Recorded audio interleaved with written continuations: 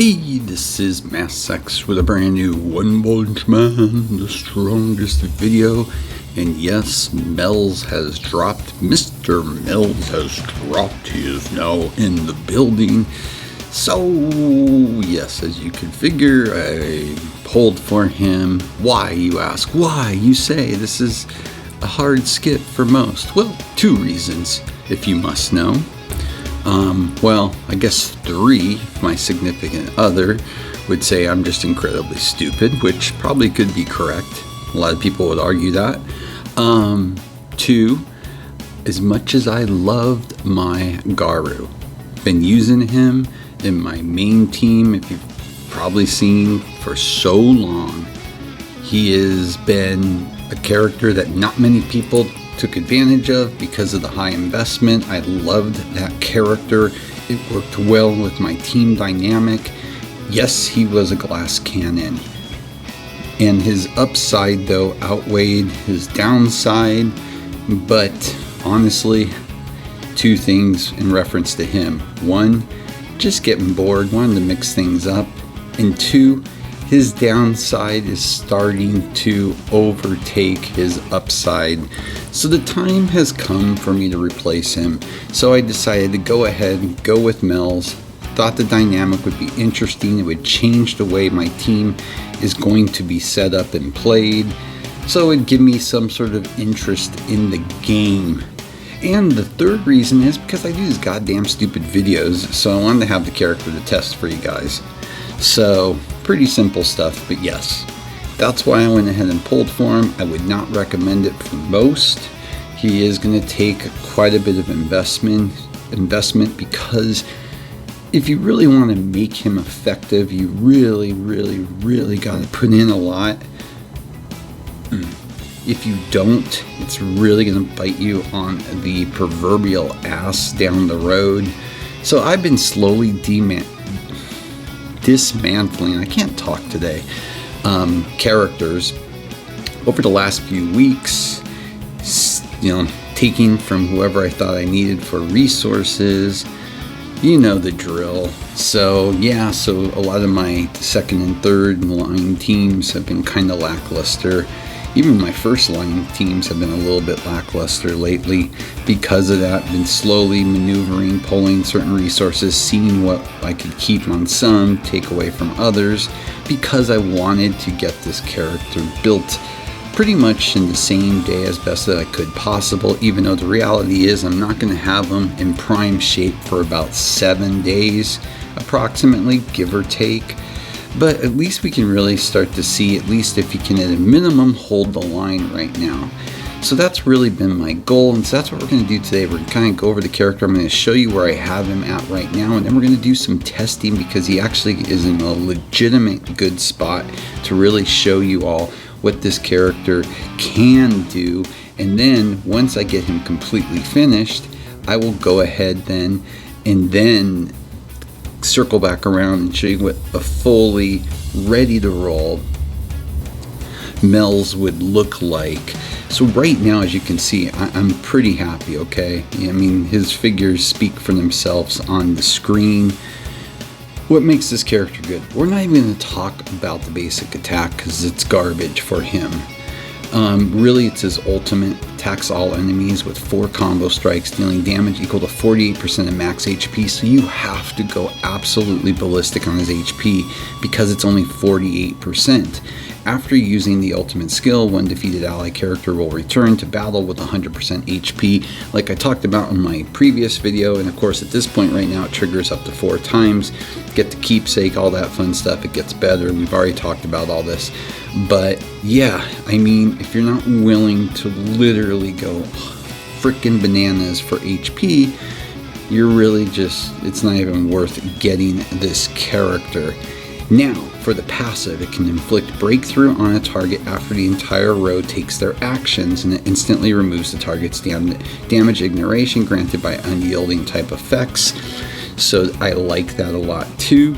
Also permanently grants immunity to stun and silence, which is fine, whatever. Silence is not even on the table at the moment because of the changes the developers have done.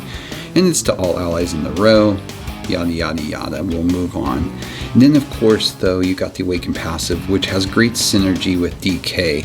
Why? Well, it's this one line. When the battle begins, grants a 70% shield rate to all allies lasting for 2 turns. And then of course you get the triggered regeneration. When he takes fatal damage, it can trigger up to 3 times and he recovers 50% of HP. Again, reiterating the importance of HP with this unit and how much you're going to have to put into him. Now, when you're gearing this character, okay, it's HP. So of course with the exclusive badge, I want to maximize the HP. Good news is with the keepsake, you really don't care outside of getting it. You're not looking for dupes. Attack is completely irrelevant with this character. So it is just an absolute waste if you put in any more than one of the keepsakes with this character, as you saw as we talked about it. Now the gearing for me, the only one that makes sense to me, and honestly I know a lot of people are all about fiery this, fiery that, blah blah blah blah blah. I honestly think out of all the equipments that are out there, Drive is the best, at least at this point in time in the game. I just love what Drive does and what it does in particular for characters such as Melz, okay? So as you can see, you're going complete HP set all the way across the board. Your buff gear, exactly, HP buff across the board. I luckily on my CK had this previously, so I pulled it off him for Melz. Why? Because it's got 3 HP bonuses in there. You just can't go wrong with that, and you're just going to go HP across the board with him because that is all you care about with this character. So you got to keep that in mind. Now with this character, I went ahead and put him in my main slots. I still had, oh god, who was it? I can't remember. I don't know, an older character still in there. I pulled him out, put him in right now. So he's in the main slot because I feel like I'll be using him for some time because I'm putting in so much. Let's hope it all works out for me.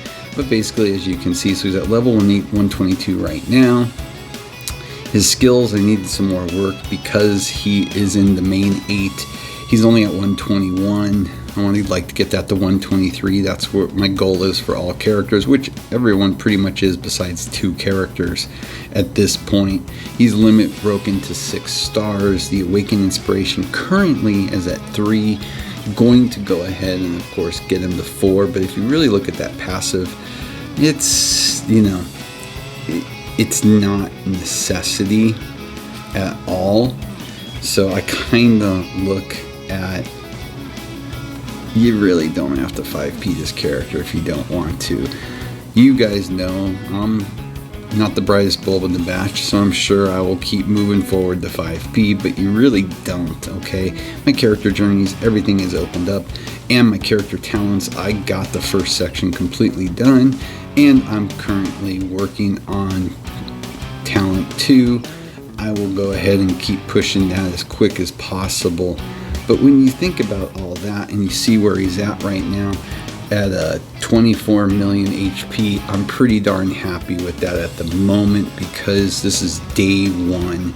If I could somehow get this HP to hit 30 bill, I know it's a long shot, probably not going to happen, but I'm going to do a follow-up video with my DSK because I finally reached the goal. So I know you can, you just have to be diligent, and it takes a lot of time to reach certain goals on characters. That's really right now my main goal. As you can see, his block rate's not bad at 48%. Blocking is at almost 80%.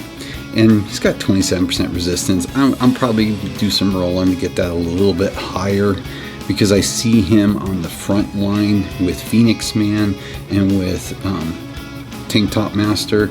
I want a complete wall on my front line. So since I built him, I think only one person has hit me. Yeah, it looks like just Druid. Yeah, because 6 hours ago, yeah, that'd be too long ago. So let's go ahead and replay what happened with Druid when he hit my team, and he's playing Mel. Oh good, he's got Melz out there too. I haven't watched this yet, so that's good. So we'll have Melz against Melz so you guys can see it. It's, again, it's not going to be surprising to most.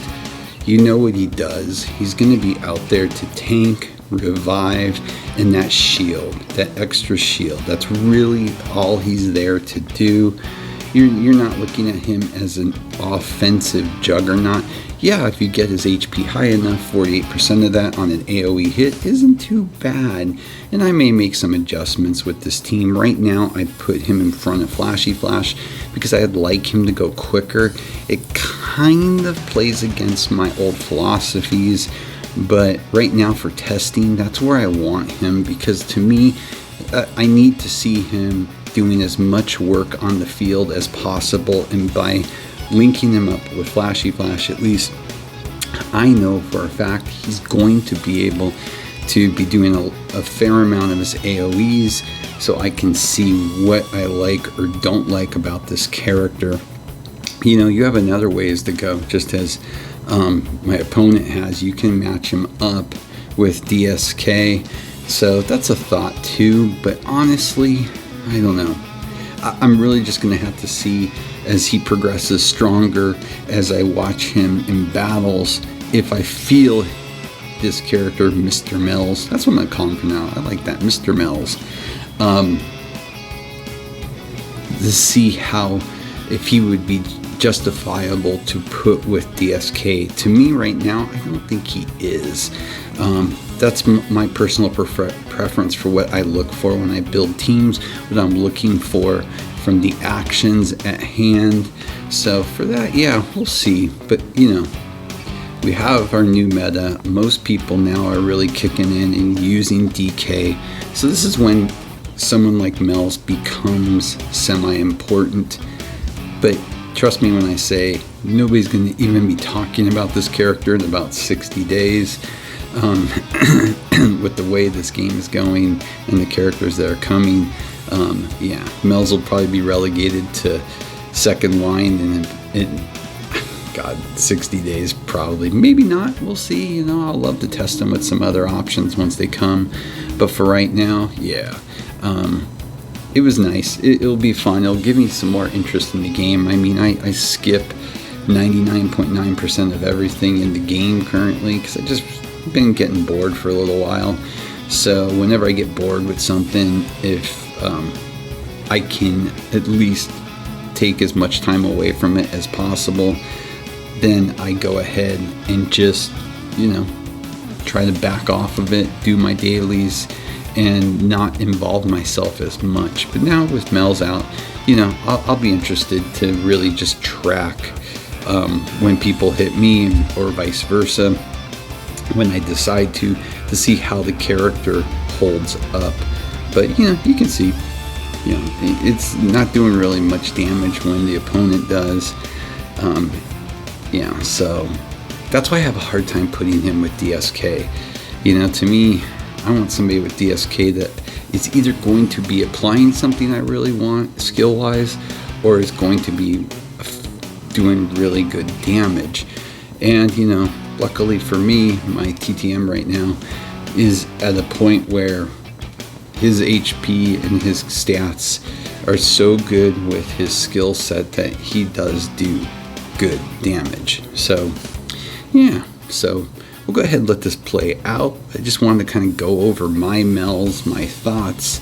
You guys can look at him because probably most people are skipping on this character. Maybe a pull to get a copy just to have it for the collection. But in the end, you know, this character's shelf life is just not going to be long enough, at least in my opinion, for what it's going to require resource investments for him. And yes, before this video ends, we do need to take a moment of silence and tip our hats to my Garu. He was a very, very formidable character for me. He did very well for me. He deserves respect. But with everybody in every game, at some point, your time has come. So with that, Garu, I will say thank you for the good times. Thank you for the bad times. And just thank you, period.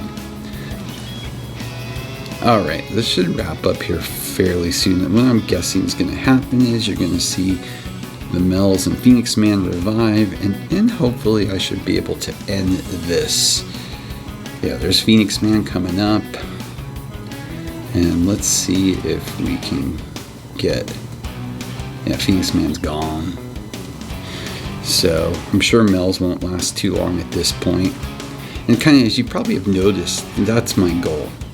I don't think one character on my side of the field has died, so I haven't used any of my revives from either Phoenix Man or Melz, and that's really the goal.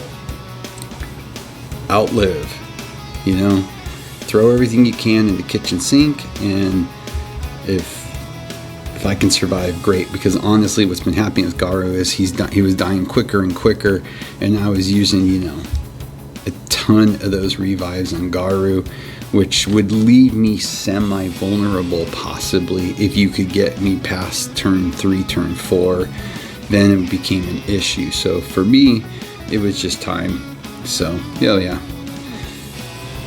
Tank Top Master shouldn't last that much longer since it's just one-on-one with him. As long as I can take him out before the end of the turn, we're good. Melz won't revive, and the game should be over. So let me know if you pulled on him or not. With that, as always, please like and subscribe. It helps a lot. Have a great day.